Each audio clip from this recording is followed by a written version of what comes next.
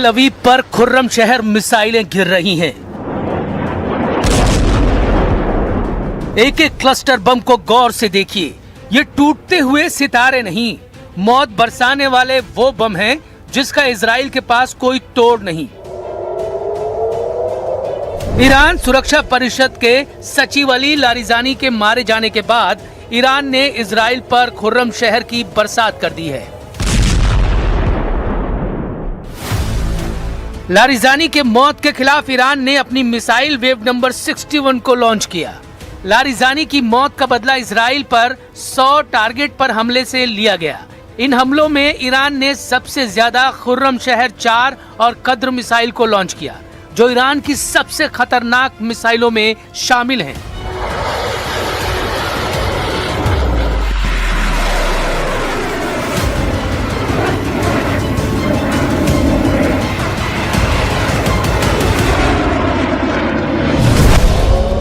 इनमें सबसे ज्यादा चर्चा खुर्रम शहर 4 की हो रही है, क्योंकि खुर्रम शहर जब आसमान में नजर आती है तो इजराइल के डिफेंस सिस्टम लाचार हो जाते हैं।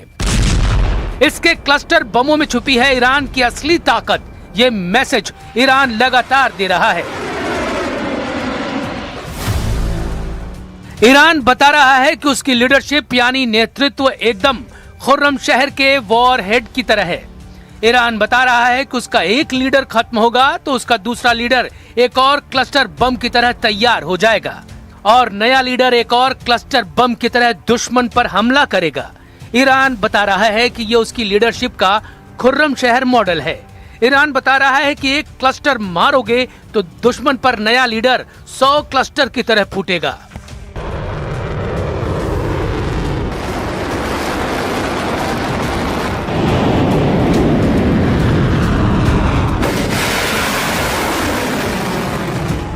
इसीलिए खुर्रम शहर का वॉरहेड ईरान की लीडरशिप का आईना कहा जा सकता है।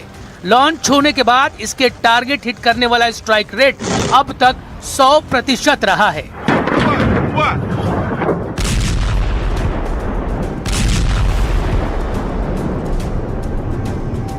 खुर्रम शहर मिसाइल से निकले क्लस्टर बम जमीन पर क्या कोहराम मचाते हैं। इजराइल इसको छुपाने की कोशिश जरूर कर रहा है, क्योंकि टारगेट पर इजराइल के कई मिलिट्री बेस और कई खुफिया अड्डे रहे हैं, लेकिन खुर्रम शहर 4 के क्लस्टर बम तेल अवीव की बड़ी आबादी पर गिर रहे हैं और ऐसे में आम लोगों को भी नुकसान पहुंचा रहे हैं। ईरान की तरफ से जो मिसाइल दागे जा रहे हैं उनमें है क्लस्टर बम, और वो क्लस्टर बम इसराइल में मचा रहे हैं तबाही। पिछले 3 दिनों से जगह जगह पे हमले हो रहे हैं और क्लस्टर बम की वजह से तबाही हो रही है। मैं इस वक्त नेकबा एरिया में हूं। ये इसराइल का एरिया है और यहाँ पे आप देख सकते हैं कि बिल्डिंग का क्या हाल हुआ है। यहाँ पे क्लस्टर बम की वजह से फिलहाल ऐसा लगता है कि इसराइल के पास क्लस्टर बम का तोड़ अभी तक नहीं है। Air defence system cluster bomb के सामने फेल हो रहा है। लारिजानी पर हमले के बाद ईरान ने लॉन्च की अपनी प्रीमियम क्लास की मिसाइल। दावा किया जा रहा है कि इस मिसाइल का तोड़ इजराइल के पास बिल्कुल भी नहीं है और ये बहुत सटीक भी है। इस नई मिसाइल का नाम है हज कासिम। इस मिसाइल को लॉन्च करके ईरान बहुत बड़ा मैसेज दे रहा है। Quds commander major general Qasim Soleimani के नाम पर ईरान इस मिसाइल को 2020 में पहली बार दुनिया के सामने लाया था। इस मिसाइल की रेंज है 1400 किलोमीटर और वॉरहेड का वजन है 500 किलो।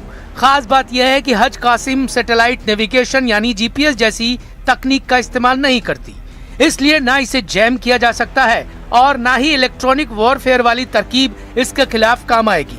और सैटेलाइट नेविगेशन के बगैर भी ये टारगेट के 100 मीटर के दायरे में हमला करती है।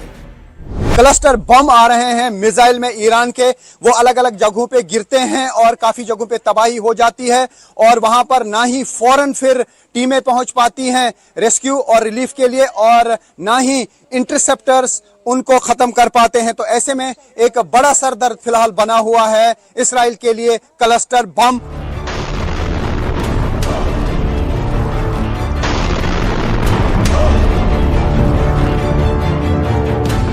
आईआरजीसी ने कह दिया है कि अब छोटे वॉरहेड नहीं बल्कि बड़े वॉरहेड वाली मिसाइल ही दागी जाएगी। रेवोल्यूशनरी गार्ड्स अब हर मिसाइल को 1000 किलो के वॉरहेड से लैस कर रही हैं। 1000 किलो का वॉरहेड यानी 1 टन का ऐसा बम जो जहां फटता है वहां हर चीज को धुएं और धूल में तब्दील कर देता है, जलाकर राख कर देता है।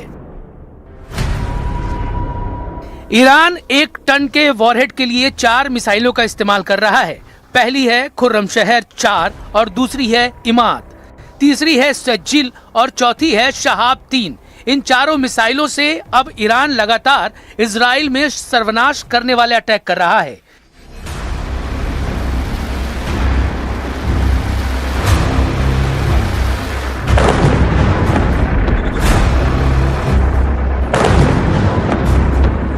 तेल अवीव में धमाके, बहरीन में अमेरिका के अड्डों पर धमाके, यूएई और कुवैत में उन ठिकानों पर धमाके जहां अमेरिकी सैनिक या ट्रंप के राजनयिक दूतावास खाली करने के बाद ठहरे हुए हैं।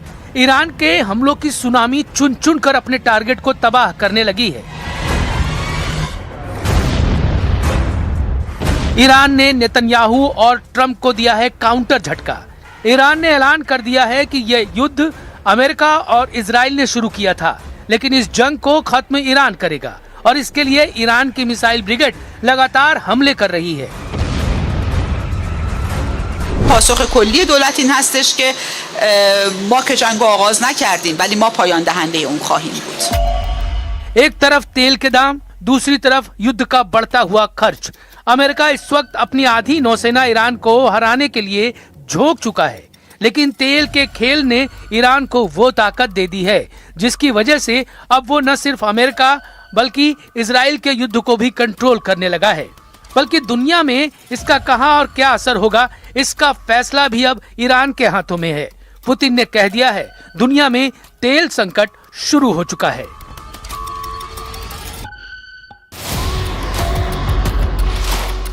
ईरान के खिलाफ अमेरिका और इजराइल का युद्ध जितना लंबा चलेगा, ये अमेरिका और यूरोप की अर्थव्यवस्था को उतना ज्यादा नुकसान पहुंचाएगा। साथ ही खाड़ी देशों का तेल उद्योग पहले ही पूरी तरह से ठप पड़ चुका है। लारिजानी और गुलाम रेजा सुलेमानी जैसे कमांडर अब नहीं रहे, लेकिन ईरान ट्रंप और नेतन्याहू का वो एहसास खत्म कर चुका है जिसमें ईरान पर हमला करने के बाद वहां सत्ता बदलने का जुनून था। ईरान की नई लीडरशिप अब खुर्रमशहर मिसाइल के वॉरहेड की तरह काम कर रही है, जिसमें 80 से ज्यादा क्लस्टर होते हैं और दुश्मन के खिलाफ एक क्लस्टर बम भी नाकाम हुआ, दूसरा क्लस्टर वार के लिए तैयार रहता है। ऐसी ही एक क्लस्टर लीडरशिप का नाम है अब्बास अरागची, जो ईरान के विदेश मंत्री हैं। जब ईरान के विदेश मंत्री अब्बास अरागची से पूछा गया कि आप अमेरिका से सीज फायर के लिए क्यों नहीं बात करते, तो उन्होंने जवाब दिया, हम इजराइल और अमेरिका को कड़ा सबक सिखाना चाहते हैं ताकि वो फिर कभी ईरान पर हमले की हिम्मत न करे। अरागची से एक और सवाल पूछा गया कि ऐसी रिपोर्ट है कि अमेरिका और इजराइल आपको भी तो खत्म करना चाहते हैं। अरागची ने जवाब दिया, मैं मौत से नहीं डरता, उन्हें मुझ पर हमला करने दीजिए।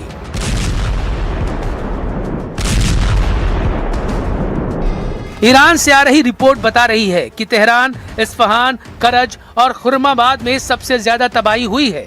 अमेरिका और इजराइल के विमानों ने ईरान के बैंकों, स्कूलों और अस्पतालों को टारगेट किया है। अब्बास अरागची का दावा है कि अमेरिका और इजराइल ने अब तक ईरान में 100 से ज्यादा स्कूलों और 55 अस्पतालों पर हमला किया है। ईरान के स्वास्थ्य मंत्रालय की रिपोर्ट है कि अब तक हुए युद्ध में 1500 से ज्यादा लोगों की मौत हो चुकी है।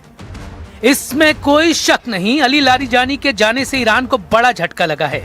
वो इसलिए क्योंकि ईरान के सर्वोच्च नेता रहे अली खamenei ने खुद उनको इमरजेंसी वाली कमान सौंपी थी। मरने से पहले लारिजानी ने खाड़ी देशों को मैसेज दिया था कि उनको अमेरिका और ईरान में से किसी एक को चुनना पड़ेगा, और युद्ध बता रहा है कि खाड़ी देशों ने एक बार फिर अमेरिका को चुना है, क्योंकि इन देशों में अब भी अमेरिकी सेना ऑपरेट कर रही है और ईरान पर ताबड़तोड़ हमले किए जा रहे हैं। ग्रीस से आए एक वीडियो ने बता दिया है कि जंग का दायरा अब पश्चिम एशिया से बाहर फैल सकता है। ये ग्रीस का साउदा मिलिट्री बेस है। यहाँ अमेरिका और नेटो के जहाज खड़े हुए देखे जा सकते हैं। यहाँ अमेरिका के टैंकर विमान भी हैं, इनके लॉन्ग रेंज वाले टोही विमान भी। सवाल है, क्या ये अड्डा अमेरिका और इजराइल की मदद के लिए बैकअप बेस बन चुका है? क्योंकि लाल सागर से वापस लौटने के बाद अमेरिका का aircraft carrier USS Gerald Ford भी यहीं डेरा जमा रहा है।